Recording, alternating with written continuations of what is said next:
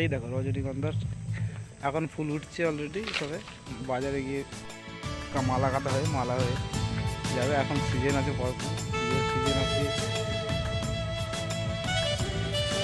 গাছগুলো দেখো,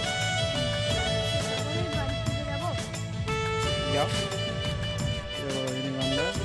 তার মাঝখানে আম গাছ লাগানো আছে, যদি রজনীগন্ধা বাগানে চাষ হয়েছে পরপর খুব কাছ থেকে দেখায়।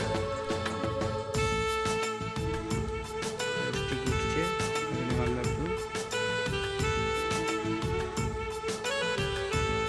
আচ্ছা কাকু, এইগুলো কি ছোট চারা গাছ পাওয়া যায়? ও, ওই নিচে থেকে গোড়া তুলে সেগুলো লাগালে তবেই হবে, তাই তো? আচ্ছা, খুব ফুল শুকিয়ে রাখতে হবে তবে হবে।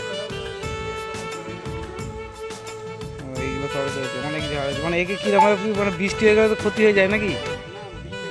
কিছু হবে না। হ্যাঁ বলো, বিশাল বড় পুরোটাই আপনি এরকম রজনীগন্ধার স্টিক লাগিয়েছেন, তাই তো? এটা যেন একটু কালারটা একটু আলাদা দেখতে হচ্ছে, গোলাপি টাইপের। আচ্ছা, দ্বীপ সাদা যেটা হয় সেটা থেকে একটু। আচ্ছা, এটা দিয়ে এইটাই, এই গাছটাই হবে ওরকমই হয়ে যাবে।